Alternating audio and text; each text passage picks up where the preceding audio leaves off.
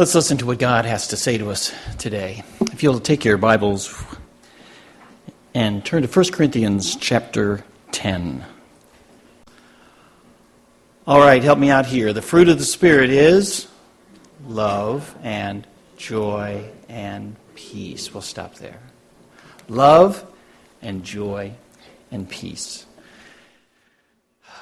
This is the promise that God extends through His Son Jesus Christ to every person in the world who will accept Him. That your heart can be filled, your life can be filled with love and joy and peace inside. That's so lacking out there. But that's what God says. This is what happens when you come into a right relationship with me through my Son. However, have you ever met a Christian who this did not characterize their life?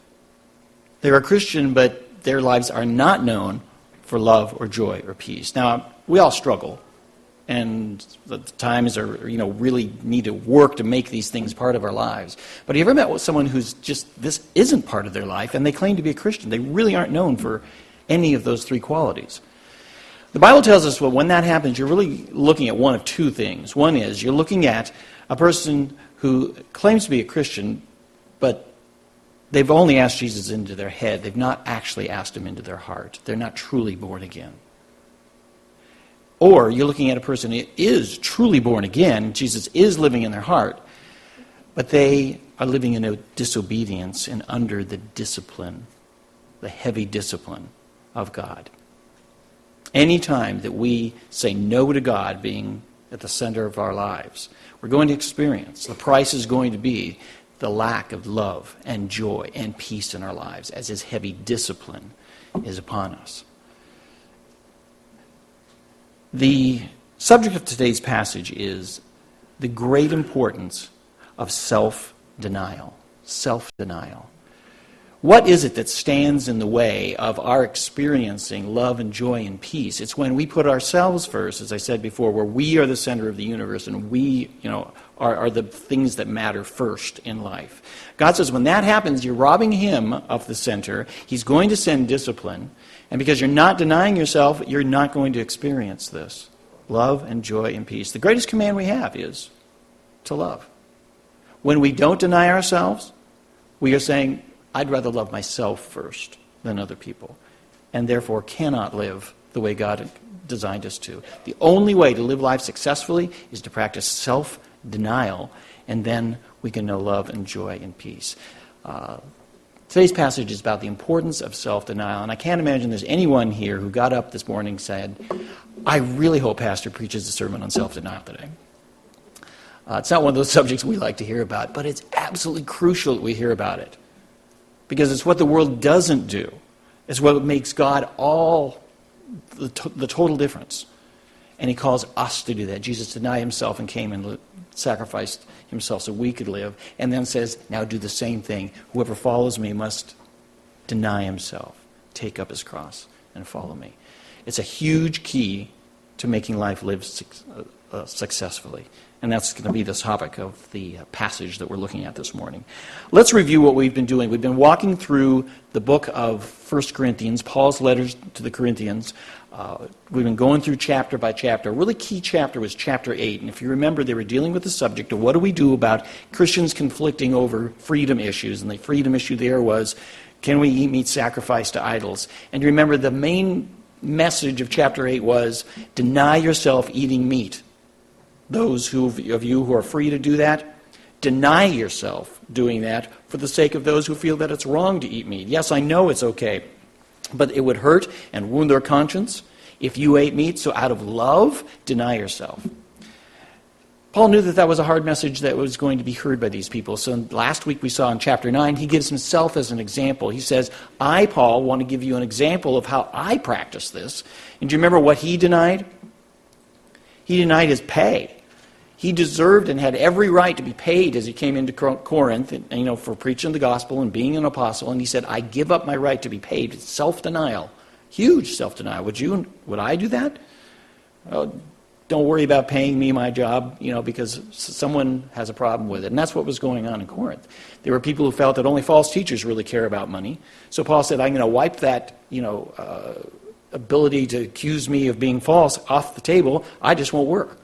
Or rather, I just won't accept pay. I will work and earn my own way. So Paul says in chapter 9, look at me.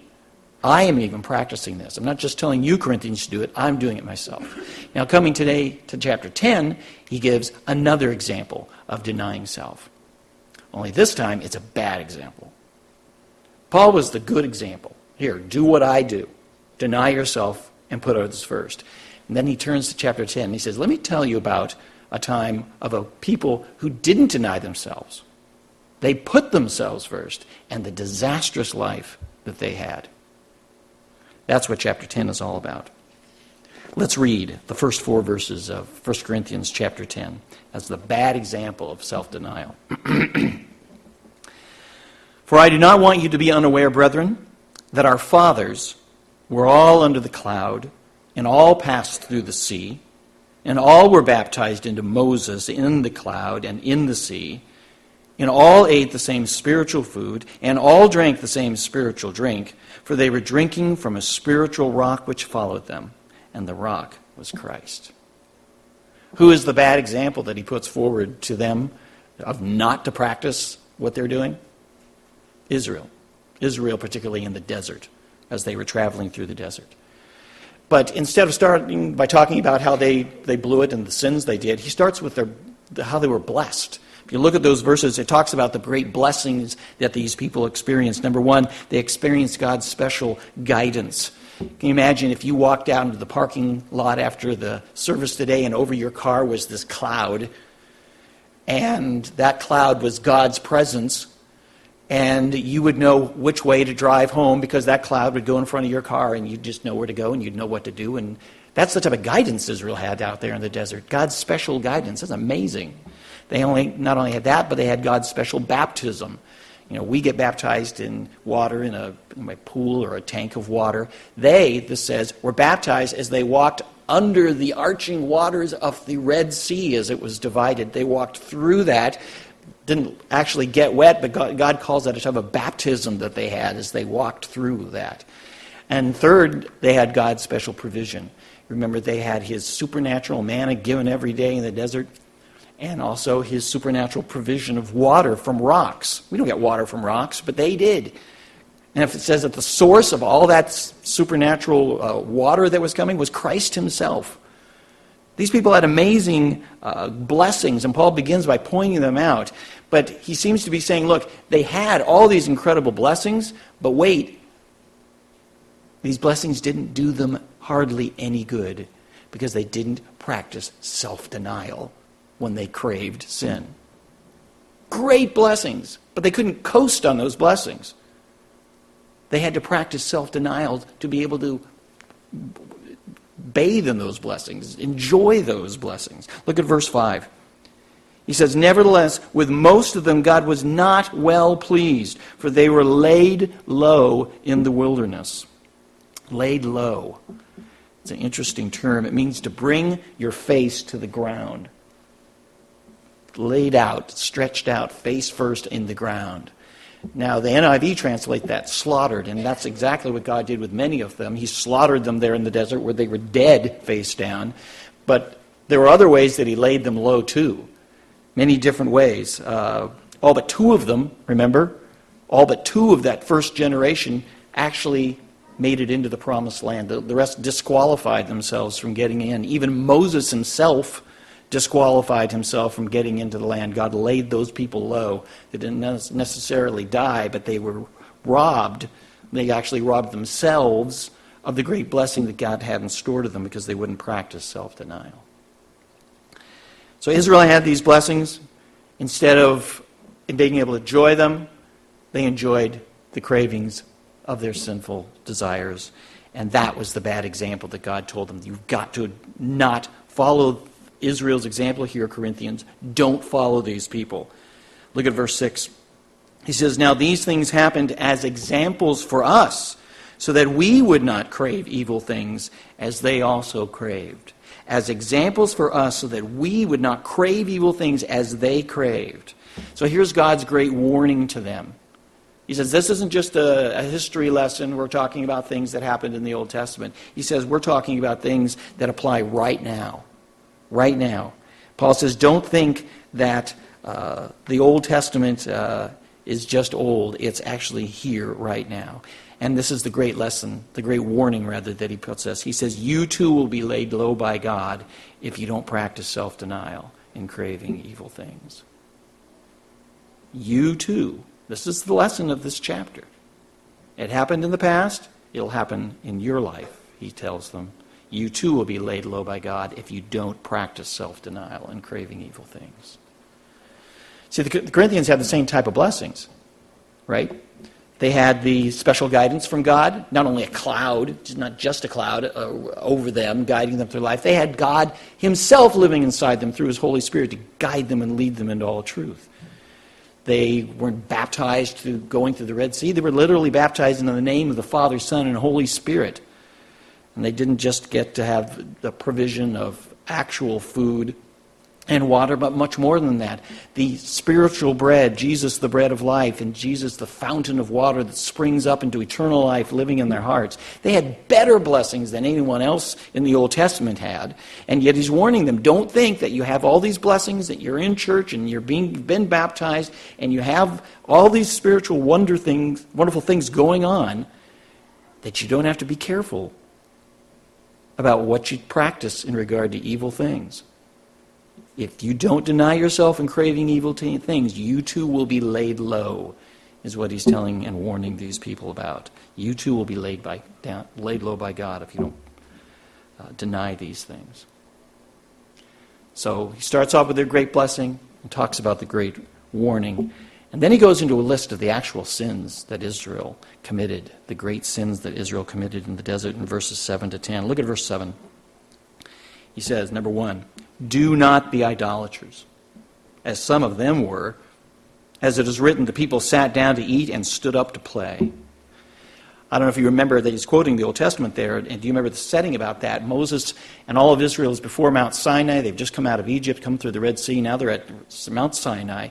Moses says, I'm going up on the top of the mountain. I'm going to receive the law from God on the 2 stone tablets, and I want everyone to just wait for me until I get back. And so he goes up. Do you remember how long he was up there? 40 days and 40 nights. What happened down below? It says in Exodus 31, when Moses failed to come back down the mountain right away, the people went to Aaron. Look, they said, make us some gods who can lead us. This man Moses, who brought us here from Egypt, has disappeared. We don't know what has happened to him. All right, so here's the circumstances of what was going on for the first great sin this passage talks about. The circumstances are that they're waiting and waiting and waiting. He's disappeared up on this mountain. We don't know where he is. The temptation that came to them while they were waiting is, let's seek a better leader. Let's seek better leadership than God. God has gotten us this far, but apparently he's abandoned us now. So make us another god. That's what they came to Aaron to do, and they all threw in their different bits of gold, and he made a calf for them, and then said, good, now we're going to have a leader who will really lead us. Wow. What was the punishment? You probably remember that Moses comes down the mountain, sees their idolatrous worship, throws down the tablets, and cracks them to pieces.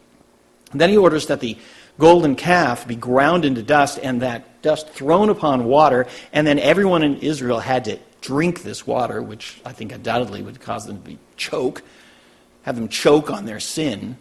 That was one of the punishments. What I didn't realize is that there were 2 others that came after this. I'd forgotten about this.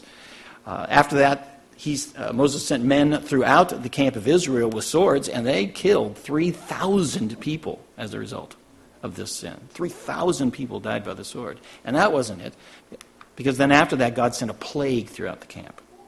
Now, the word plague is really interesting. We usually think of a plague as, like a pestilence or some sort of disease that goes through, and it can mean that. But the word literally means a severe blow. A severe blow. And it can be a disease, but it's a very vague term, a very general term. And sometimes it's other things. Sometimes it's natural disasters, like lightning, or fire, or a storm, or a drought, or flood, or crop failure.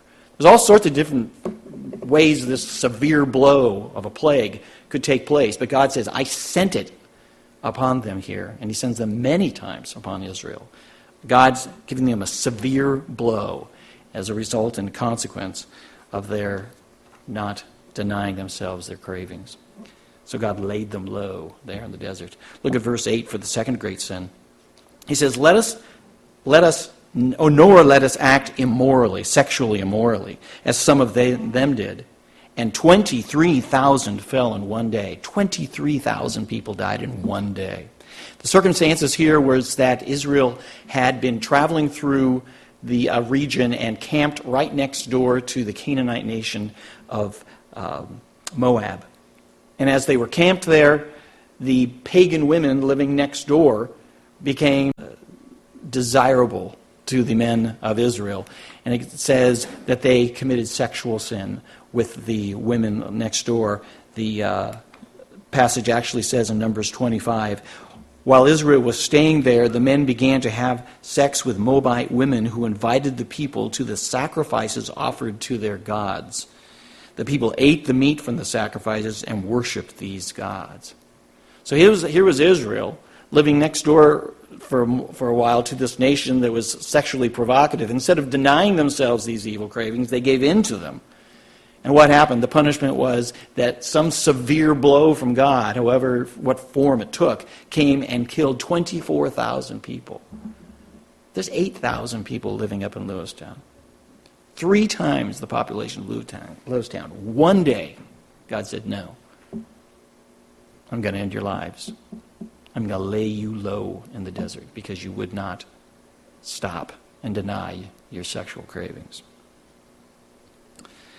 Verse 9 lists the third great sin that they committed. It says, nor let us try the Lord, test the Lord, push the Lord, as some of them did and were destroyed by the serpents. The circumstances here was that they were under unpleasant conditions there in the desert, as you can imagine, wandering through the desert. It says in Numbers 21, then the people of Israel set out from Mount Hor, taking the road to the Red Sea to go around the land of Edom. But the people grew impatient along the way, and they began to murmur against God and Moses. Why have you brought us up out of Egypt to die here in the wilderness? They complained. There is nothing to eat here and nothing to drink, and we hate this wretched manna. So here was Israel. They were there in unpleasant conditions, and the temptation was to complain about it. Never mind the fact that God had rescued them from Egypt, was leading them to a wonderful place where they couldn't begin to imagine how great it was, and they just needed to suck it up for a while until they got there. Now, instead of focusing upon what had happened in the past and what was going to happen in the future, they focused on their unpleasant present and complained. And what was God's punishment?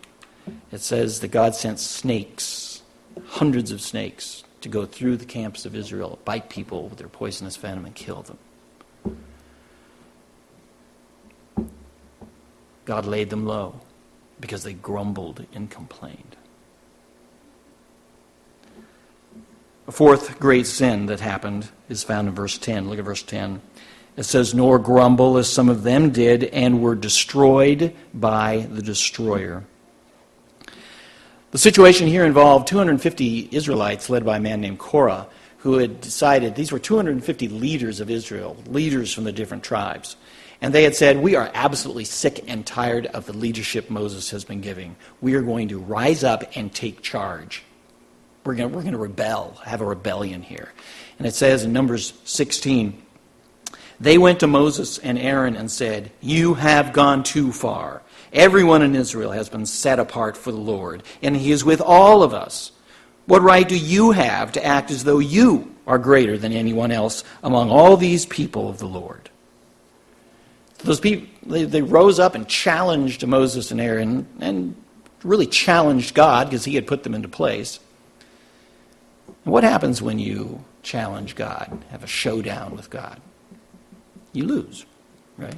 It says in verse 32 there, the earth opened its mouth and swallowed them up, and their households, and all the men who belonged to Korah with their possessions. So they and all that belonged to them went down alive into Sheol, and the earth closed over them, and they perished from the midst of the assembly.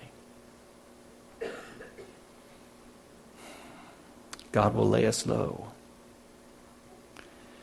You'd think that that would be an end of the rebellious talk.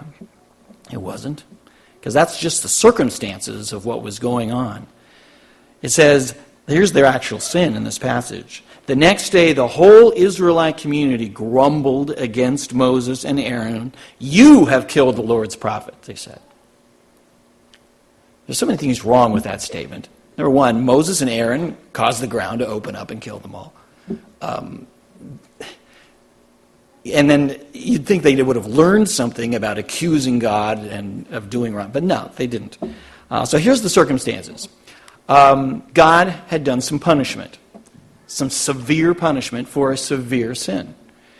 The temptation was, we don't like what he did, and we're questioning God. We're actually challenging God about the choice that he made. And they gave in. They should have denied that. They gave in, and as a result, a plague came and killed 14,700 of them. Again, what it was, we don't know, but it was severe. And it was all that because they would not deny themselves their sinful cravings there in the desert. And God laid them low once again. So what is going on? Paul is talking to the Corinthians. He's trying to convince them, you know how I asked you to deny yourself and give up meat for the sake of others? I did it, Paul says. And now look at Israel. They didn't do that. They didn't deny themselves any of their sinful cravings. And look what happened to their lives. That's what happens when you don't practice self-denial. And he says the same can happen to you. And then he goes on to the great lesson that he wants them to learn. Look at verse 11. He says, now these things happened to them as an example, and they were written for our instruction, upon whom the ends of the ages have come. Therefore, let him who thinks he stands take heed that he does not fall. And then he gives the solution. No temptation has overtaken you, but such as is common to man, and God is faithful, who will not allow you to be tempted beyond what you are able, but with the temptation will provide the way of escape also, so that you will be able to endure it. Paul says, don't view these as just a simple history lesson of old stories a long time ago. He says these are examples and warning to us today. We must heed what was written. He says, if you think your great blessings are going to rescue you from the fact that God will treat you badly if you don't deny yourselves, think again. These people had the same great blessings you had, and they were treated badly when they didn't deny themselves, and God will do the same to you. Instead, he says, instead of pinning your hope on the fact that he's blessed you, pin your hope on something much greater. And it's there in verse 13. It says, pin your hope on the fact that God is faithful. That's what you look to for your safety and rescue from being laid low by God. The fact that God is faithful. Here's the great lesson. God is faithful to give you escape from every temptation. That is your hope of knowing the great blessings and living in the great blessings of God. That when temptation comes, you deny that temptation and hang on to God's faithfulness. That's the way you endure. This verse here needs to be corrected by I've heard so many people misunderstand this verse. Many people read this as, well, God will provide a way of escape from my hardship. So I can't pay my bills, but God is faithful. He'll provide a way to escape the hardship of paying my bills. Escape the illness that I've just gotten. He'll provide a way of escape along with the hardship that he provided. That is not what this verse is referring to when it talks about a way of escape. It's not a way that he will provide a way of escape from your hardship. It's he will provide a way of escape from the sinning that would happen in that hardship. There is an escape hatch. When you have a hard situation and you're tempted to sin, God says, I will provide a way out so you don't have to sin. A way out so you don't have to give in. That's what endurance is that it talks about, so that you can endure this. A long-distance runner has to have endurance. That is, they have to be able to not give in when they get tired. And so it gets hard, and they don't give in, and it gets hard, and they don't give in. Endurance is not giving in when it gets difficult. And God says here, I have not only going to allow you to be tempted by the hard situation, each one of these situations here, each one of these was a hard situation to be in. And God says, I am faithful to you when it gets hard, and I will provide a way that you can escape the sinning every single time so that you don't have to be overwhelmed by the temptation and say yes to the sin. There is always going to be an escape hatch. Every time you wrestle, I will provide a way out so you don't have to sin. Not a way out from the problem that you're, the circumstances that you're in, but a way out from having to sin in those circumstances. This is what Israel did not take. In each one of these occasions, they did not take God's way out. What they needed to do in the situation where they were waiting and waiting and waiting, and they were tempted to seek better leadership than God, they should have done this. Trust God when He's silent. We're waiting. Nothing's happening. Then just keep trusting God. But nothing's happening. Just keep trusting God. That's what they should have taken. When there were evil neighbors next by, sexually tempting them, instead of giving into it, they should have what? They should have kept away from the evil people. Fled. Run if they had to. Just run to get away from it. That was God's way of escape from having to sin in that situation. Then when they were tempted under unpleasant circumstances to complain, to instead to focus on what's going right, the fact that you've been rescued, the fact that all this great good is coming, focus on those things. And then when God's unpopular punishment came, instead of criticizing God and questioning what He was doing, they should have trusted in God's wisdom. Wisdom means God always does what's right, the best of all possible choices. God made that day. And when we don't understand what God's doing, we just fall back on. Let's just trust Him, because He's far wiser than we are. And that's what should have happened that day. And if they had responded this way, what would have been down here? Nothing. Nothing. No punishment. There would have been blessing and God's favor, because they would have been clinging to the faithful God who was there providing them a way out, but they didn't take it. Instead, they gave in to their sinful cravings and experienced their being laid low. Now, what about us? What about us? Because that's what all this boils down to. God sends us these same warnings today. We too will be laid low by God if we do not deny ourselves in craving sinful things. This is a list of things that we all regularly wrestle with. Sins that come to us.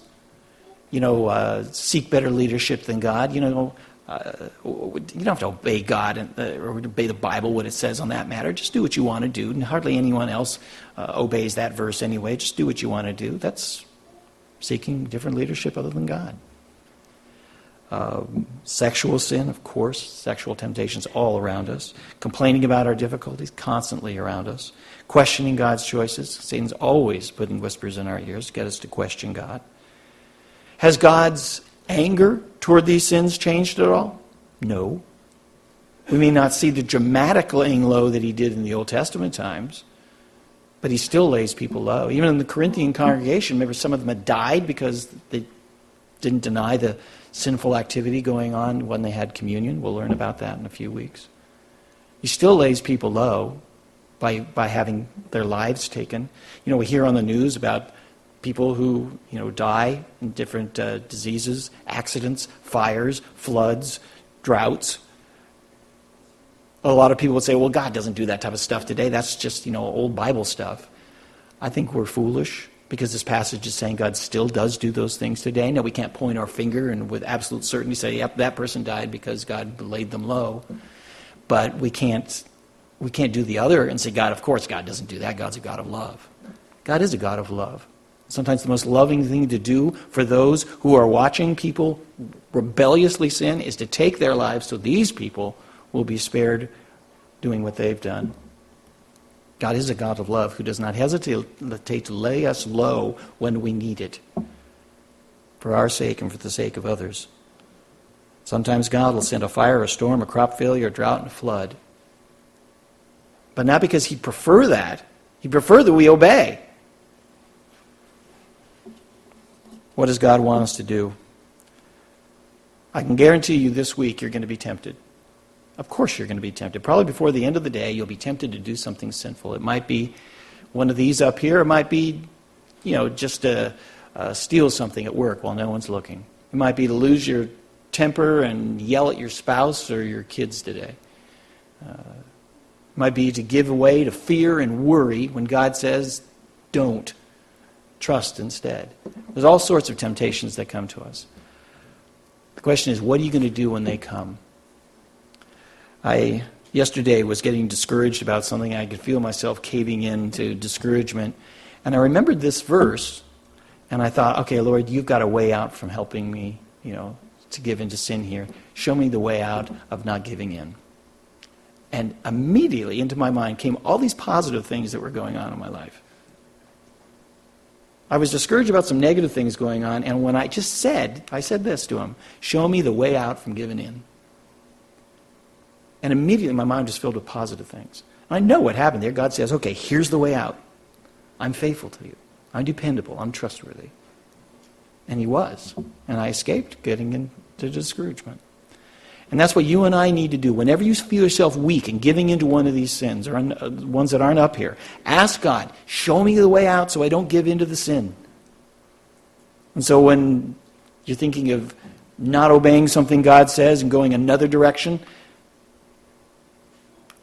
then you can say, trust God when he's silent. Trust God. Don't replace him with something else or some other way to go. Trust him. When you're tempted by sexual sin, keep away from evil people, evil sources of temptation. When you're tempted to complain, focus on what's good. When you're tempted to question God, trust in God's wisdom. These are all paths to his way out. And when we take his way out, instead of indulging ourselves and giving in, what do we get to experience? Love and joy and peace. And that brings us back to the beginning of the sermon. Do you want to know love and joy and peace in your life? Then you've got to practice self-denial. This whole passage is, these people did not practice self-denial, and look at the misery it led to their lives, being laid low in every possible way, because they simply wouldn't take God's escape route from sinning. And it's the same message that you and I need to hear today. There is a way that your life can be filled with love and joy and peace, even in our troubled times. But you got to deny yourself, putting yourself first, and your evil cravings, as God says. So, is there some area you need to deny yourself today? Is there one of the ones that's up here on the screen, or one of the ones that you just know in your heart, I've been doing something that God doesn't want me to do? Then you are going to lack these things in your life. God won't allow it. God's going to lay you low until you choose him as the center rather than yourself as the center. God does that out of love because he wants you to walk in love and joy and peace. So if there's something going on in your life that you know God doesn't want this going on, or something that you should be doing that you're saying, no, I'm not going to do it, humble yourself before God. Admit that he's right and that you're wrong. And then ask him to forgive you. And he will rush in with forgiveness. Cleanse you from that sin, and then you can know his love and his joy and his peace in your life. Do you need to take care of anything today? Maybe you're here and you've never committed yourself to Jesus Christ, to following him. That's the first step. The first step is he died on the cross to forgive you of all the sins of your life. Make sure you have received Jesus as your personal Lord and Savior. And then you can open up your life for this, and then every day of your life, turn that back over to him. I'm going to let you lead. Take your escape route when I'm tempted, so I can live in love and joy and peace. In this chapter, God shows us the great importance of self-denial. Without it, you cannot know the life that God has for you. So work hard this week at pulling yourself out of center focus, putting God at center focus, and doing all the things that please him. And and then you can know his blessing of love and joy and peace.